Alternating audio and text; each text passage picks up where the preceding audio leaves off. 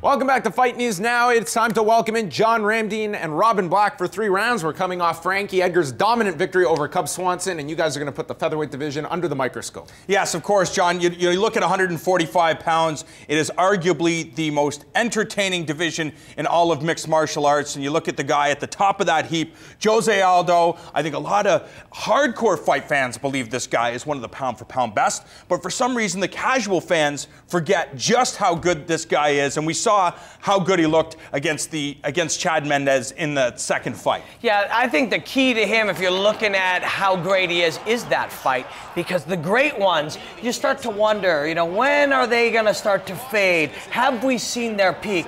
And against Chad Mendes, he never looked better. He was fearless, he was willing, he showed everything he needed to show, and he physically stood up to that man. And he's got all the skills in the world. I think people have criticized him on occasion for using a small menu of tools, but that's just brilliance. That's just, if I can beat you with my left hand and my right kick, I will beat you with my left hand and my right kick. Against Mendes, he did it all.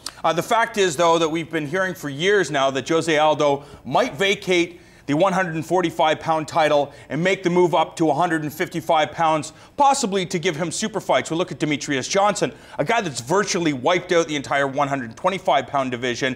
And what are big fights for Demetrious Johnson? Well, he might have to leave 125 pounds to move up and maybe fight some of the best guys at 135 pounds. I have a feeling that might be the case for Jose Aldo, except for the fact that we saw Frankie Edgar do what he did to Cub Swanson. And I know Frankie Edgar already lost to Jose Aldo, but after seeing that performance against Cub at Fight Night, as well as the first fight with Frankie Edgar and Jose Aldo, it was very, very close.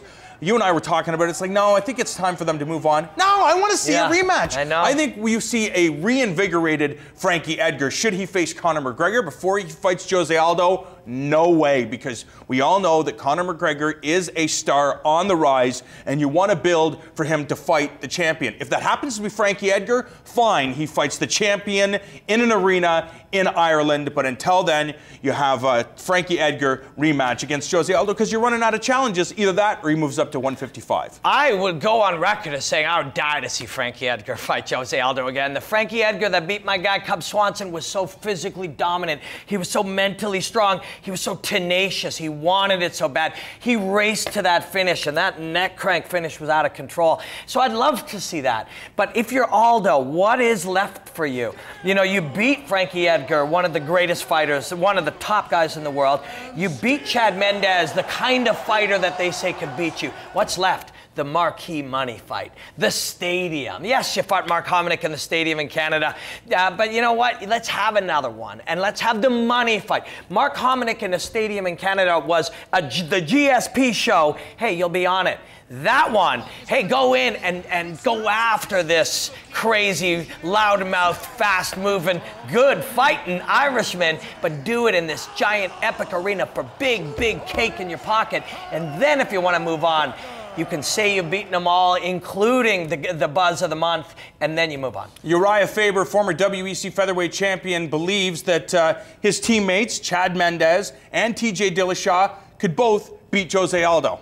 Well, I hate to break it to you, Uriah, but Chad Mendes already lost to Jose Aldo twice. So did Uriah. I don't think there's going to be any way that Chad Mendes is going to beat Jose Aldo, considering the fact he was on his A game in that rematch. He looked sensational, but Jose Aldo was one of these fighters that is able to rise to the occasion, and we saw it in that main event against Mendes. I agree, but listen, friends, we're in a golden period right now. We're seeing all of the skill levels elevate, and it happens in waves where people settle in and they start playing the same game, and all of a sudden, that ceiling raises. We saw that with Frankie. Frankie was better than he's ever been. Cub Swanson felt like, he exposed me. Cub, you were at the top level, but there's a new top level. And I think Mendes is even capable of more. But that raises the issue. If you're Jose Aldo, what are you going to do?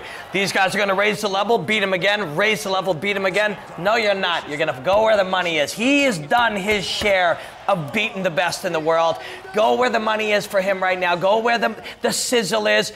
Do you have 2 years left? Do you have 5 years left? Make your cake now. You're already considered one of the greatest of all time. You look at some of the other fighters in that division, the Korean Zombie, Chan Sung Jung, out of action for the next couple of years. in his place? Will it be Doo Ho Choi? We saw him with that successful debut, an 18-second knockout.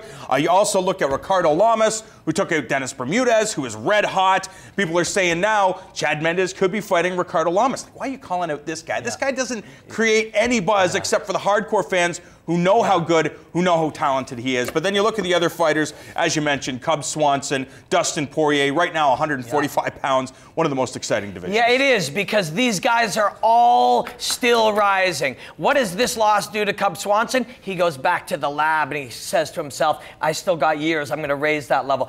Poirier is still, you know, he's coming off a rough loss to Conor McGregor, but he's still raising his level. You know, so that is going so high. There is a small hype train on Doo Ho Choi right now, and we're driving that, to be honest. You know, he is spectacular. We've broken him down. He's fun to watch, but he is a long way from being in that conversation. We got to admit that before people start thinking we're out of our minds. But he is special. It's true, but I mean, all it takes is one or two good performances against top guys. Yep. Somebody falls out.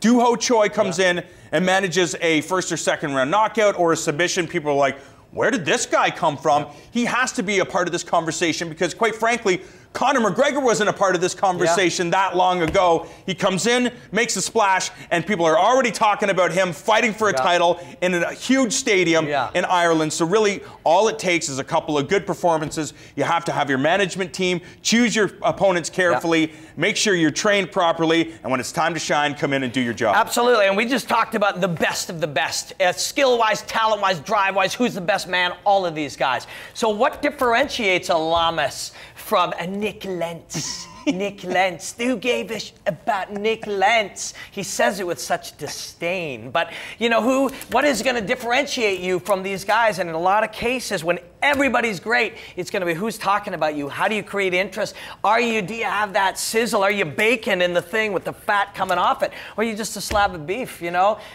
But you look, John, you look at the entire division of 145 pounds, exciting fighters, you know, some big name fighters, but even the guys that people aren't talking about, like Dennis Seaver, they always put on a good show. By the way, I am a Nick Lentz fan. Me too. He's a great fighter. I like whenever Nick Lentz now comes up, he morphs, Conor morphs into Ozzy Osbourne from Robin Black in that accent.